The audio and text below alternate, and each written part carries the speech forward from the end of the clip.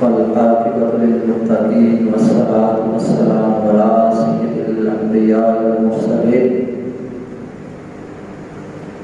قال الله تعالى وتبارك في القرآن المجيد والفرقان الحميد.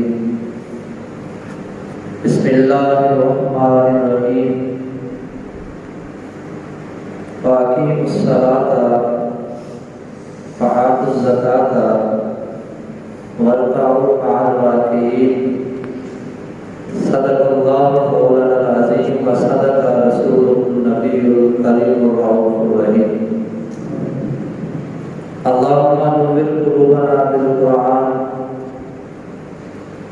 وزين أخلاقنا بالقرآن وادخلنا الجنة بالقرآن ونجنا من النار بالقرآن.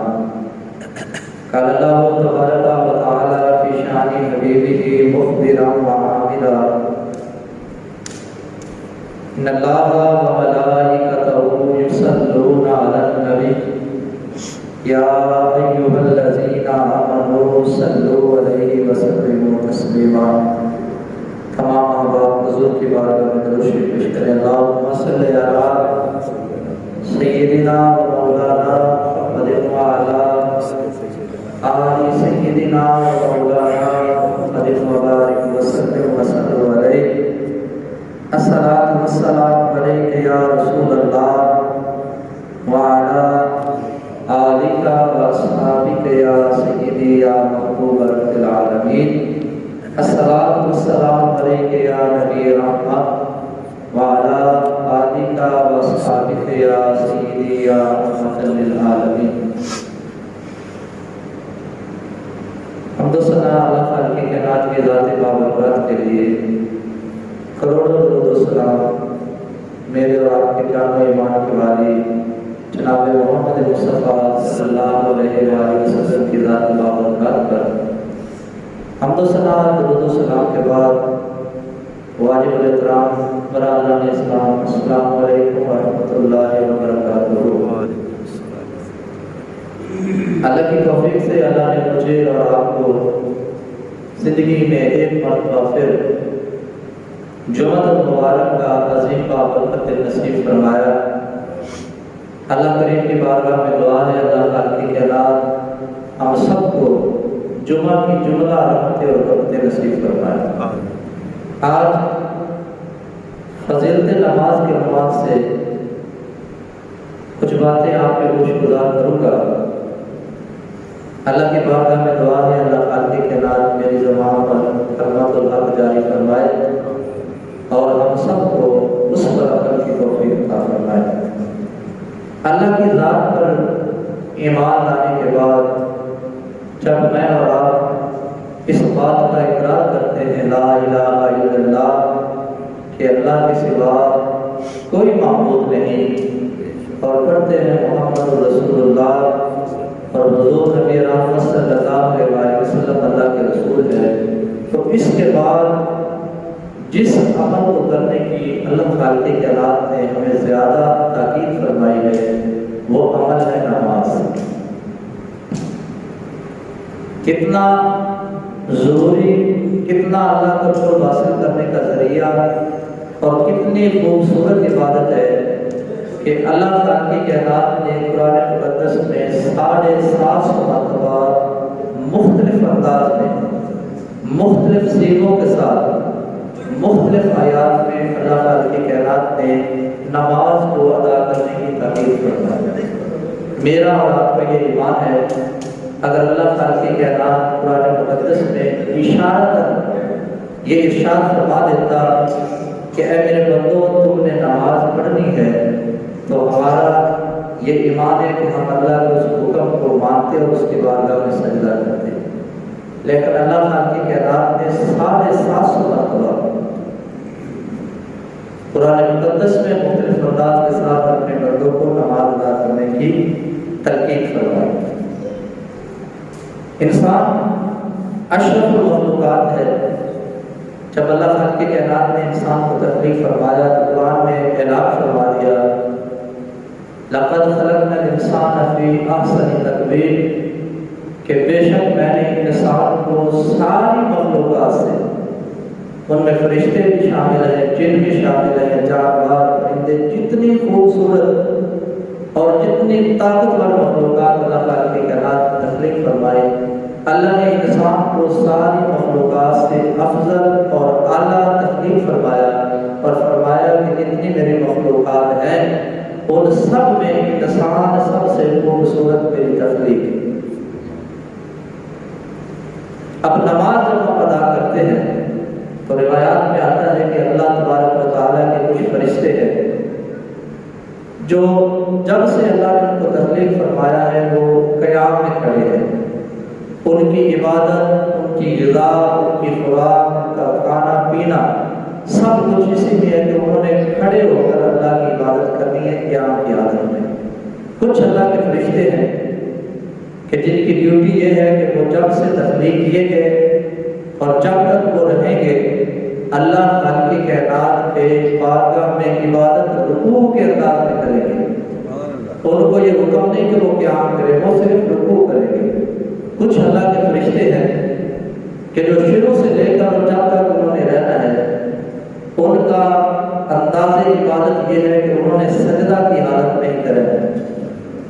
اور کچھ فرشتے ایسے ہیں کہ اللہ تعالیٰ کی کائنات کی بارگاہ میں اتحیات کی صورت میں کچھ ثنا پڑھ رہے ہیں، کچھ تسبیح پڑھ رہے ہیں۔ تو جس فرشتے کی جو ڈیوٹی ہے اس ڈیوٹی سے آگے پیچھے نہیں ہو سکتا، چونکہ اللہ تعالیٰ کی کائنات نے اعلان فرمایا کہ میں نے انسان کو ساری مخلوقات سے افضل اور اعلیٰ تخلیق فرمایا ہے۔ انسان ساری مخلوقات سے خوبصورت ہے، تو جب انسان کی عبادت کرنے کا وقت آیا، جب انسان کو عبادت کرنے کا اللہ نے حکم عطا فرمایا تو سارے فرشتوں کی عبادت کا جو مجموعہ تھا نماز کی صورت میں اللہ نے انسان کو عطا کر دیا۔ انسان اس بات میں آزاد ہے، وہ قیام بھی کرتا ہے، رکوع بھی کرتا ہے، سجدہ بھی کرتا ہے، ثنا بھی پڑھتا ہے، اللہ کی بارگاہ میں اتحیات کی صورت میں بھی بیٹھ کر، اتحیات کی صورت میں بیٹھ کر اتحیات بھی پڑھتا ہے، نبی پر درود بھی پڑھتا ہے اور دعا بھی کرتا ہے۔ تو انسان کو اللہ تعالیٰ کی کائنات نے ایک تو یہ شرف عطا کیا کہ ساری فرشتوں کی جملہ عبادت، فرشتے صرف ایک حالت میں رہ سکتے ہیں لیکن اللہ تعالیٰ کی کائنات نے یہ ساری رحمتیں انسان کو نماز کی صورت میں عطا فرمائی۔ اللہ تعالیٰ کی کائنات کی بارگاہ میں نماز پڑھنا، سجدہ کرنا یہ تو بڑی فضیلت والا عمل ہے، لیکن اللہ کی بارگاہ میں نماز پڑھنے کے لیے جو شخص اذان دیتا ہے، جو صرف پکارتا ہے اللہ اکبر کہہ کر نمازیوں کو اذان کی اطلاع دیتا ہے، حدیث پاک میں ارشاد فرمایا کہ حضور نبی رحمت صلی اللہ علیہ وسلم نے ارشاد فرمایا کہ قیامت کے دن سب سے اونچی گردنیں اذان دینے والوں کی، مطلب ان کی اونچے بڑی گردنیں بڑی نہیں ہوں گی بلکہ اللہ تعالیٰ کی کائنات ان کو اتنا شرف عطا فرمائے گا کہ اس دن وہ سب سے زیادہ بلند نظر آ رہے ہیں۔ تو جو نماز کے لیے پکارتا ہے، جس کا مقصد یہ ہوتا ہے کہ پیدا کو لوگ آ کر اللہ کی بارگاہ میں سجدہ کریں تو اس کو اللہ قیامت والے دن اتنا مقام عطا فرمائے گا کہ فرمایا قیامت والے دن سب لوگوں میں سے زیادہ ان لوگوں کی گردنیں اونچی ہوں گی، ان کا عزت اور منزلت اتنی بلند ہوگی کہ سارے لوگ قیامت والے دن جو لوگ اذان دیتے ہیں ان کو رشک کریں گے۔ اسی طرح اللہ کے نبی علیہ السلام کی حدیث سے پاک ہے، نبی رحمت صلی اللہ علیہ وسلم نے ارشاد فرمایا کہ رسول اکرم صلی اللہ علیہ وسلم نے ارشاد فرمایا کہ مرغا آزاد دیتا ہے، اس کو برا بھلا نہ کہو۔ یا رسول اللہ صلی اللہ علیہ وسلم مرغ کو کس وجہ سے برا بھلا نہ کہا جائے؟ تو کریم آقا صلی اللہ علیہ وسلم نے ارشاد فرمایا کیونکہ وہ نماز فجر کے لیے لوگوں کو جگاتا ہے۔ مرغا جانور ہے، اذان دیتا ہے فجر کے وقت، اللہ اور اس کے نبی کی بارگاہ میں اس کو اتنا بلند مقام ہے کہ اللہ کے نبی نے اپنی امت کو یہ تلقین اور تاکید فرما دی کہ خبردار مرغے کو کبھی برا بھلا نہ کہے۔ یا رسول اللہ مرغے کو کیوں برا بھلا نہ کہا جائے؟ تو فرمایا اس لیے مرغا کو برا بھلا نہیں کہنا کہ وہ تمہیں نماز فجر کے لیے بیدار کرتا ہے، تمہیں اطلاع دیتا ہے کہ نماز فجر کا وقت ہو گیا ہے۔ تو جو مرغا اللہ کے بندوں کو نماز کی اطلاع دیتا ہے، اللہ کے بارگاہ میں، اللہ کے محبوب کی بارگاہ میں اتنا بلند مقام اس کو مل جاتا ہے کہ اللہ کے نبی نے مجھے اور آپ کو حکم دے دیا کہ مرغے کو برا بھلا نہیں کہنا۔ تو جو بندہ اللہ کی بارگاہ میں نماز پڑھتا ہے، جو اللہ کی بارگاہ میں سجدہ کرتا ہے، اس کا مقام اللہ اور اس کے رسول کی بارگاہ میں کتنا بلند ہے۔ حضور نبی رحمت صلی اللہ علیہ وسلم ایک مرتبہ کہیں جا رہے تھے، راستے میں آپ نے دیکھا ایک درخت کا پتجھڑ کا موسم تھا، آپ نے اس کی دو ٹہنیوں کو پکڑا، دونوں ہاتھوں سے ہلایا اور پھر مسکرائے اور صحابہ سے کہا، اے صحابہ تم پوچھو گے نہیں کہ میں نے کس وجہ سے اس درخت کی ٹہنیوں کو ہلایا اور کس بات پر میں مسکرایا؟ تو صحابہ نے عرض کی، یا رسول اللہ ہمارے ماں باپ آپ پر قربان ہو جائے، آپ ارشاد فرمائیں، آپ ہمیں اس بات کی اطلاع دیں کہ آپ نے ایسا عمل کیوں کیا؟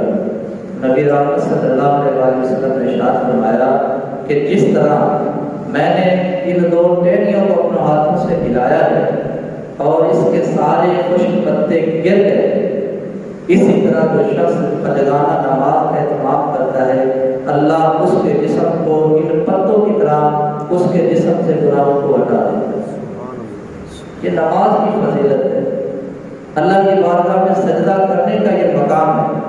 اسی طرح حضرت کریم علیہ السلام ارشاد فرماتے ہیں کہ جب کوئی بندہ مسجد میں آ کر نماز پڑھتا ہے، اللہ کی بارگاہ میں آ کر نماز کے لیے نیت کرتا ہے، صف میں کھڑا ہوتا ہے، تو اللہ کے فرشتے وہاں موجود ہوتے ہیں۔ اللہ اپنے فرشتوں کو حکم دیتا ہے، میرے فرشتوں، جی رب جلیل، میرا بندہ میری بارگاہ میں نماز پڑھنے کے لیے آ گیا، اس کے جسم پر کتنے ہی گناہ ہیں، ان کو ایسا کرو ایک گٹھلی میں باندھ کر اس بندے کے جسم سے دور کر دو، کیونکہ میری ذات پاک ہے، طیب ذات ہے۔ میں چاہتا ہوں کہ میرا بندہ جب میری بارگاہ میں میری نماز پڑھے، میری بارگاہ میں رکوع کرے، میری بارگاہ میں سجدہ کرے، اس انداز کے ساتھ کرے کہ میرے بندے کے جسم کے پر کوئی گناہ کی محنت مجھے نہ ہو۔ اللہ کے فرشتے اللہ کے حکم کو مانتے ہوئے اس بندے سے سارے گناہوں کو دور ہٹا دیتے ہیں۔ جب بندہ نماز پڑھتا ہے، نماز پڑھ کے دعا مانگ کر اپنی صف سے اٹھ کر گھر کی طرف جانے کی تیاری کرتا ہے، تو فرشتے عرض کرتے ہیں، مالک تیرے بندے نے نماز مکمل کر دی ہے، اب وہ گھر جانے کے لیے تیاری کر چکا ہے، تو اے مالک آپ ہمیں یہ ارشاد فرمائیں کہ جو گناہ ہم نے نماز پڑھنے سے پہلے اس کے جسم سے علیحدہ کر دیے تھے، یا اللہ اے ہمارے مالک، اے رب جلیل، ان گناہوں کا کیا کرنا ہے؟ تو اللہ فرماتا ہے، میرے فرشتوں، میری رحمت اب یہ گوارا نہیں کرتے کہ میرے بندے نے میری بارگاہ میں سجدہ کیا ہے، میری نماز ادا کی ہے، میری رحمت اب یہ گوارا نہیں کرتے کہ ان گناہوں کا بوجھ دوبارہ اس بندے پر ڈال دو، جب اس کے گناہوں کو ختم کر۔ کتنی بڑی فضیلت، کتنا مقام مل جاتا ہے اس بندے کو جو اللہ کی بارگاہ میں سجدہ کرتا ہے۔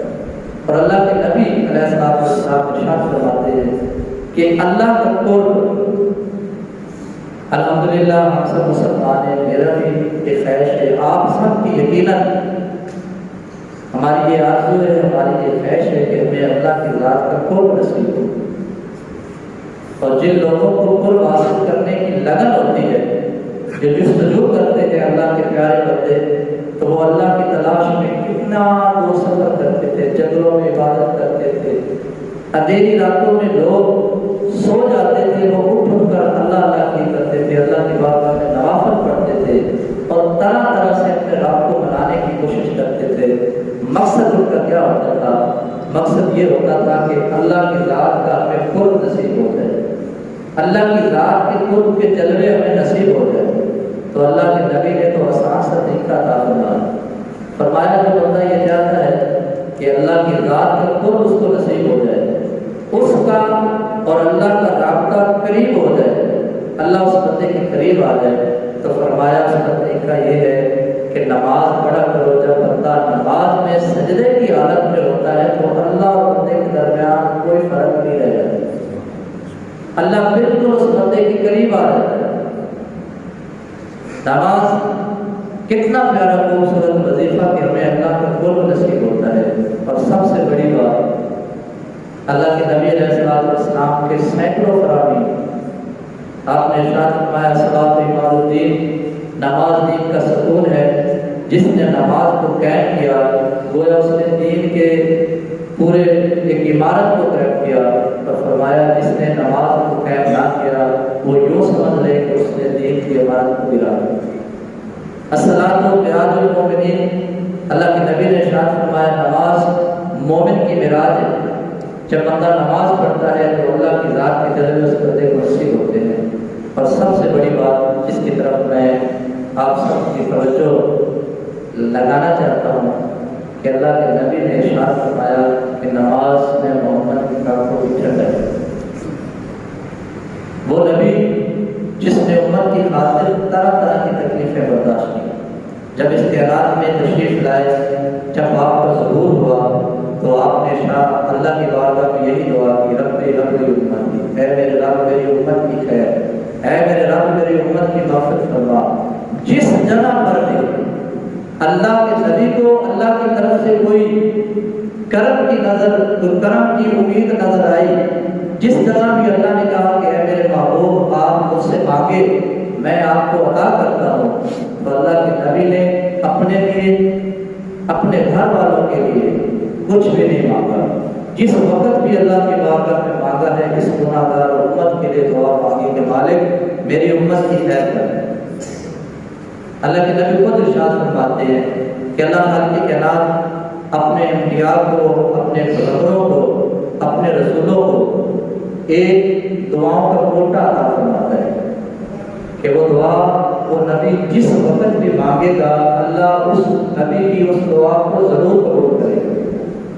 اور پھر نبی رحمت صلی اللہ علیہ وسلم نے ارشاد فرمایا کہ جتنے بھی نبی اور رسول مجھ سے پہلے اس کائنات میں آئے سب نبیوں نے اس دعا کو دنیا میں استعمال کر لیا۔ اور یہ بھی روایات میں آتا ہے کہ جتنے انبیاء نے وہ دعا جو اللہ نے خاص اپنے نبیوں کو عطا کی تھی کہ اس دعا کو کس مقصد کے لیے مانگا، تو اللہ کے زیادہ نبیوں نے اس دعا کو صرف اس لیے اللہ کی بارگاہ میں پیش کیا کہ مالک ان لوگوں کو تیرا پیغام ہم نے بڑی محنت سے پیش کیا، ہم نے بڑی تکلیفیں برداشت کی، اے مالک یہ لوگ حق کے راستے پر نہیں چلتے، نہ یہ تجھے مانتے ہیں اور نہ تیرے نبی کو مانتے ہیں، اے اللہ ہماری دعا ہے کہ ان پر عذاب نازل کرو۔ جتنے نبی جتنے رسول آئے اللہ نے ایک خصوصی دعا کا کوٹا عطا فرمایا۔ اللہ نے فرمایا کہ اے نبی جب بھی یہ دعا مانگیں گے میں قبول کروں گا۔ سارے نبیوں نے وہ دعا اپنی امت کے لیے صرف اس مقصد کے لیے مانگی کہ مالک یہ تیرا حکم نہیں مانتے، یہ سیدھے راستے پر نہیں آتے، اے مالک تو ان پر عذاب نازل فرما۔ اور جب میرے اور آپ کے کریم آقا صلی اللہ علیہ وسلم کو یہ دعا نصیب ہوئی تو آپ یقیناً جب میری اس بات کو اس حدیث پاک کو سنیں گے تو یقیناً آپ کے اور میرے دل میں ایک سکون اور ایک ٹھنڈک نصیب ہوگی۔ اللہ کے نبی نے فرمایا سارے نبیوں نے سارے رسولوں نے اس دعا کو استعمال کر لیا دنیا میں اور اس مقصد کے لیے کیا کہ مالک ہماری قوم پر عذاب نازل فرما، یہ تیرے حکموں کو نہیں مانتے۔ لیکن قربان جائیں اپنے پیارے محبوب کی امت کے ساتھ محبت پر، آپ فرماتے ہیں کہ میں نے اس دعا کو دنیا میں استعمال نہیں کیا، اس دعا کو میں نے محفوظ کر لیا۔ جب قیامت والے دن اللہ لوگوں سے حساب کتاب لے رہا ہوگا، میری گناہ گار امت پریشانی میں ہوگی، اس وقت میں اللہ کی بارگاہ میں دعا کروں گا مالک میری امت کی مغفرت فرما، اے مالک ان گناہ گاروں کو معاف کر دے، ان کے لیے جنت کا راستہ آسان کر۔ وہ نبی جو اپنی امت کے ساتھ اتنا پیار کرتا ہے، طیف میں آپ پر پتھروں کی بارش ہو گئی، آپ ایک قدم اٹھاتے ہیں دوسرا قدم میں تکلیف ہوتی ہے، دوسرا اٹھاتے ہیں تو جب دوسرا رکھتے ہیں تو تکلیف ہوتی ہے، تکلیف کی وجہ سے ایک پیر اٹھاتے ہیں، وہ بدبخت اس پیر پر جس پیر کے سہارے پر جس قدم مبارک پر آپ کھڑے ہوتے ہیں وہاں پتھر مارتے ہیں، ہم کو تکلیف ہوتی ہے۔ آپ کے نالائق آپ ان سے بھر گئے، اس وقت اس دعا کو استعمال نہیں کیا، نہیں تو اللہ کی بارگاہ میں کہہ دیتے مالک جو دعا تو نے مجھے عطا کی ہے میں مانگتا ہوں وہ دعا ان لوگوں پر عذاب نازل فرما، بلکہ اللہ کی طرف سے فرشتہ آیا اور کہا یا رسول اللہ صلی اللہ علیہ وآلہ وسلم اگر آپ ارشاد فرمائیں تو ان پوری بستی پر اس سارے پہاڑوں کو اس کے اوپر گرا دو، اس کو نیست و نابود کر دو۔ تو نبی رحمت نے فرمایا کہ اے فرشتے میں رحمت بن کر نہیں آیا، میں رحمت بن کے آیا۔ وہ نبی جو اپنی امت کی اس دنیا میں رہ کر سے فکر کرتا ہے، کل قیامت والے دن بھی حضور سے کسی نے پوچھا یا رسول اللہ قیامت والے دن آپ تو بڑے بلند درجے پر ہوں گے، تو ہم جیسے گناہ گاروں کو جب آپ سے ملنا ہو تو ہم کہاں آپ کو تلاش کریں؟ تو کہا یا میں پرسرات پہ کھڑا ہوں گا، یا حوض کوثر پر ہوں گا، یا میزان پر کھڑا ہوں گا، تاکہ میرے گناہ گار امت کا حساب کتاب ہو رہا ہے، میں وہاں کھڑا ہو کر اپنی امت کی اللہ کی بارگاہ میں سفارش کروں۔ حضور کی کون کون سی محبت کی باتیں میں آپ کو بتاؤں؟ اتنی محبت اللہ کے نبی فرماتے ہیں کہ میرے امتی جب رات کو تو سو جاتا ہے اور اٹھتا ہے تو اپنے جوتوں کو جھاڑ دیا کرو۔ کبھی کسی باپ نے بھی اپنے بیٹے سے کہا کہ بیٹا اس انداز کے ساتھ اٹھنا کہ جب تو کھڑا ہو صبح اٹھنے کے لیے تو اپنے جوتے کو صاف کر لینا۔ یا رسول اللہ کس وجہ سے کہا ہو سکتا ہے رات کو سو گیا تھا، کوئی موذی جانور تیرے جوتے میں گھس گیا اور تو بے خبری میں اپنا پاؤں ڈالے اور تجھے نقصان پہنچا۔ یہ نبی کا پیار ہے امت کے ساتھ۔ اللہ کے نبی نے فرمایا کبھی ایسی چھت پر نہ سونا جس چھت کے ارد گرد باڑ نہ لگی ہو۔ کیوں؟ اس لیے کہ میرا امتی تو بے خبری میں ہو سکتا ہے کہ رات نیند میں تو جاگے تو چلے چھت سے گر کر میرے امتی کو تکلیف نہ پہنچے۔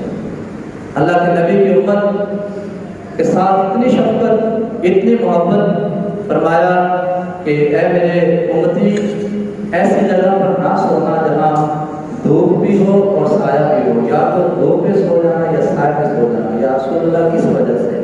اللہ کے نبی نے فرمایا میرے امتی مجھے تجھ سے بڑا پیار ہے۔ جو بندہ اس انداز کے ساتھ سوتا ہے کہ دھوپ بھی ہوتی ہے اس کے جسم پر سایہ بھی ہوتا ہے تو اس کو ایک بیماری پیدا ہونے کا خطرہ ہے، تو میں چاہتا ہوں کہ میرے امتی کو کوئی کسی قسم کی بیماری نہ لگے۔ بڑا وقت لگتا ہے حضور کی محبت بیان کرنے کے، امت کے لیے حضور نے کتنی محبت کتنی شفقت حضور کے سینہ اندر میں تھی۔ اس نبی کی حدیث پاک میں نے آپ کو عرض کی، اللہ کے نبی نے فرمایا کہ نماز میری آنکھوں کی ٹھنڈک ہے۔ آج میں اور آپ اگر یہاں کسی سے کہیں محبت کا اظہار اس انداز کے ساتھ کریں گے کہ اس بندے سے بڑا حضور کا عاشق کوئی نہیں۔ حضور کی عشق کی باتیں، غلام ہے رسول کے غلام ہے، غلامی رسول میں موت بھی قبول ہے، یہ موت بھی قبول ہے، لیکن میں بڑے معذرت کے ساتھ آپ سب سے یہ پوچھنا چاہتا ہوں کہ جس نبی کے لیے موت بھی قبول ہے، اس نبی نے تو فرمایا نماز میری آنکھوں کی ٹھنڈک ہے، تو اس نبی کے لیے تو نماز نہیں پڑھ سکتا۔ جب تو اللہ کی بارگاہ میں سجدہ کرے گا، جب تو اللہ کی بارگاہ میں آ کر نماز پڑھے گا، اس میں نبی کا فائدہ کوئی نہیں، اللہ کی ذات کو کوئی فائدہ یقیناً کوئی نہیں۔ میں آپ سب ساری دنیا اللہ کی نماز پڑھے، اللہ کی بارگاہ میں عبادت کرے، ہر وقت ذکر کرے، پوری دنیا اللہ کے خزانے جو ہے ان میں ایک ذرے کا اضافہ نہیں کر سکتے۔ میں آپ سب پوری دنیا جتنی دنیا ہے جتنی مخلوقات ہے اللہ کی نافرمانی شروع کر دے، گناہ شروع کر دے، اللہ کے حکموں کو نہ مانے، میں اور آپ ساری دنیا کی جتنی مخلوقات ہے ہم رب کائنات کے خزانوں کو ایک ذرہ بھی کم نہیں کر سکتے۔ اس کے خزانوں کی کیا شاید نہ وہ گھٹ سکتے ہیں، نہ ہم گھٹا سکتے ہیں، نہ بڑھا سکتے ہیں۔ لیکن اگر ہم اللہ کے محبوب علیہ السلام کے حکموں کے مطابق، اللہ کے نبی نے ہمیں کتنا خوبصورت ارشاد فرمایا کہ میں تجھ سے اتنا پیار کرتا ہوں تو خیال رکھنا کہ نماز میری آنکھوں کی ٹھنڈک ہے۔ اللہ کے نبی نے اپنی امت میں ایک شخص کی ڈیوٹی لگا دی کہ تو نے 5 مرتبہ دن میں میرے امتیوں کو ایک خبر دینی ہے کہ تیرے پیارے نبی علیہ السلام کی طرف سے یہ بلاوا آ رہا ہے، اللہ کی ذات کی طرف سے بلاوا آ رہا ہے کہ نماز کا وقت ہو گیا، آج نماز پڑھو۔ ہم کتنے بے بس، ہم کتنا محبت میں سچے ہیں کہ ہم اذان سنتے ہیں، ہم اذانیں سنتے ہیں، ہم مسجد میں موجود ہوتے ہیں، اور معذرت کے ساتھ کچھ لوگ ایسے بھی ہوتے ہیں کہ اذان کے وقت مسجد میں موجود ہوتے ہیں اور جب اذان شروع ہوتی ہے تو بھاگ جاتے ہیں۔ یار مجھے اور آپ کو سمجھنے کی ضرورت ہے، اللہ کے نبی کا فرمان سنیں۔ ہم مسلمان ہیں، آج کوئی کسی کو شیطان کہہ دے تو وہ اس کا سر پھاڑ دے گا، جتنی اس کے پاس طاقت ہوگی اس طاقت کے ساتھ جواب دے گا تو انہیں مجھے شیطان کیوں کہا ہے۔ اب حدیث سنیے، میں بھی اپنا محاسبہ کروں، آپ سب بھی اپنا محاسبہ کریں۔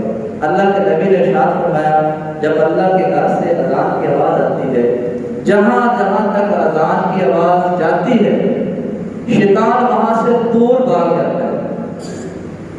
اذان کی آواز سنتے ہی شیطان دور بھاگ جاتا ہے۔ میں مسلمان ہوں، مسجد میں موجود ہوں، مسجد کے پاس ہوں، جب اذان آتی ہے تو میں تو مسلمان ہوں، میں کیوں مسجد سے بھاگ جاتا ہوں؟ زبان سے تو میں کہتا ہوں لا الہ الا اللہ محمد رسول اللہ کہ میں مسلمان ہوں۔ ہم مسلمان ہوتے ہیں، ہم اللہ اس کے رسول پر ایمان لاتے ہیں، اور کام ہم کیسے کرتے ہیں؟ اتنا خوبصورت وظیفہ مجھے اور آپ کو اللہ تعالیٰ کی کائنات میں نماز کی صورت میں عطا کیا، کتنی خوبصورت عبادت مجھے اور آپ کو عطا کی گئی، ہم کتنے غفلت میں ہیں۔ اپنے پیارے محبوب سے محبت بھی کرتے ہیں اور اپنے پیارے محبوب کا حکم کیوں نہیں مانتے؟ اس فرمان کو میں آپ سب اپنے سینے میں لگا دیں۔ اللہ کے نبی نے ارشاد فرمایا، نماز میری آنکھوں کی ٹھنڈک ہے۔ حضور کو امت کے ساتھ اتنا پیار ہے، قبر تک سارے جاتے ہیں، مطلب اور ہوتا ہے کہ قبر تک سارے جاتے ہیں، جب قبر میں دفن کر دیتے ہیں تو سارے واپس آ جاتے ہیں۔ اب وہ بندہ جانے، قبر جانے، اللہ جانے۔ گھر والوں کو فکر ہوتی ہے یار ہمارے مہمان بڑے دور سے آئے ہیں، تو کوئی بھوکا چلا گیا تو ہماری تو بڑی بےزتی ہو جائے۔ وراثت کی فکر ہوتی ہے، دوست احباب کو اپنے کاروبار جا کے سنبھالنے ہوتے ہیں تو سارے لوگ چلے جاتے ہیں، تو قیامت میں کون آ کے مدد کرتا ہے؟ جسے پاک ہے اللہ کے نبی علیہ السلام ہر مومن کی قبر میں تشریف لاتے ہیں، اور جو بندہ اس انداز کے ساتھ زندگی گزار کے گیا کہ اللہ اس کے رسول کے حکموں کے مطابق اپنی زندگی کو ڈھالا، تو جب یہ سوال پوچھا فرشتوں نے کہ اس شخص کے بارے میں کیا کہا ہے، تو بندہ فوراً جواب دے گا کہ یہی تو میرے پیارے محبوب ہیں کہ جن کے لیے میں نے دنیا میں اپنی زندگی کو اللہ کے حکموں کے مطابق گزارا۔ اللہ کے محبوب کی محبت امت کے ساتھ یہ ہے، قیامت والے دن حضور گناہ گاروں کے لیے اللہ کی بارگاہ میں دعا کریں گے، امت کے ساتھ حضور کا پیار بہت زیادہ ہے۔ غور کریں، میں آپ سب اپنا محاسبہ کریں، اس بات کی طرف توجہ دیں۔ الحمدللہ ہم مسلمان ہیں، اور لا الہ الا اللہ محمد رسول اللہ پڑھنے کے بعد سب سے پہلا جو کام ایک مسلمان کے ذمہ ہے وہ یہ ہے کہ پنجگانہ نماز ادا کرے۔ تیرے لیے سہولت ہے، اگر تجھے کوئی تکلیف ہے، کوئی پریشانی ہے، تو کسی وجہ سے مسجد نہیں آ سکتا، تیرے لیے اللہ کے نبی کے کرم سے، آپ کے وسیلہ سے اللہ نے ساری زمین کو مسجد بنا دی۔ تو فصلوں میں ہے تو کاروبار میں دکان بند نہیں کر سکتا، اپنے دکان میں کھڑا ہو کر نماز پڑھنی، کھیتوں میں نماز پڑھنی، لیکن اگر تیرے پاس وقت ہے تو مسجد میں آ کر نماز پڑھنا، بغیر وجہ کے مسجد میں نہ آنا اور گھر میں نماز پڑھنا شریعت اس کو پسند نہیں کرتی۔ ایک بندہ جب مسجد میں آ کر باجماعت نماز ادا کرتا ہے تو حدیث پاک میں آتا ہے کہ اللہ اس کو 27 نمازوں کے برابر ثواب عطا کرتا ہے۔ گھر میں پڑھے گا ایک نماز، مسجد میں آ کر پڑھے گا 27 نمازوں کا ثواب۔ تو آپ سب اس بات کو سمجھتے ہیں کہ اگر ہمیں کسی چیز کے بارے میں یہ پتہ چلے کہ ہمارے گاؤں سے 100 روپے کی ملے گی، اور اگر میں تھوڑا سا دوسرے گاؤں میں دوسرے بازار میں چلا جاؤں تو مجھے وہ چیز اس سے کم ریٹ میں ملے گی، تو ہمیں فائدہ کم لینے کی صورت میں ہے تو ہم کوشش کریں گے کہ ہم وہیں جائیں جہاں سے ہمیں فائدہ زیادہ ہے۔ تو نماز جو بندہ باجماعت مسجد میں ادا کرتا ہے اس کو 28 नमाज़ों का सवाब मिलता है। अल्लाह खालिक के नाज़ की बारगाह में दुआ है, अल्लाह खालिक के नाज़ मुझे आप सबको की तौफीक अता फरमाए, बदगाना नमाज अदा करने की तौफीक अता फरमाए। यकीनन नमाज के बाद मैं आप सब दुआ मांगे, अल्लाह की तौफीक से ये सारे काम मुकम्मल होते हैं। आखिरी बात मैं अक्सर कहता हूँ, नमाज पढ़ना मेरा और आपका कमाल है। अल्लाह जिस बंदे पे राज़ी होता है, अल्लाह जिससे खुश होता है, उसको सजदे की तौफीक दे देता है। अल्लाह जिससे खुश ना हो, अल्लाह जिससे राज़ी ना हो, अल्लाह उससे सजदे की तौफीक वापस कर देता है। अब मैंने और आपने मुआसरा करना है, अल्लाह हमसे राज़ी है या नाराज़ है। अगर अल्लाह नाराज़ है तो उसको मनाने की हमें कोशिश करनी है। अल्लाह हमें अपनी तौफीक अता फरमाए। मुख्तसर सा पैगाम है सारे मोहतरम मुफ्ती अली काजी साहब का, वो माशाअल्लाह मक्का मुकर्रमा से मदीना मुनव्वरा तशरीफ ला रहे हैं। तो उन्होंने आप सब के नाम सलामी भेजा।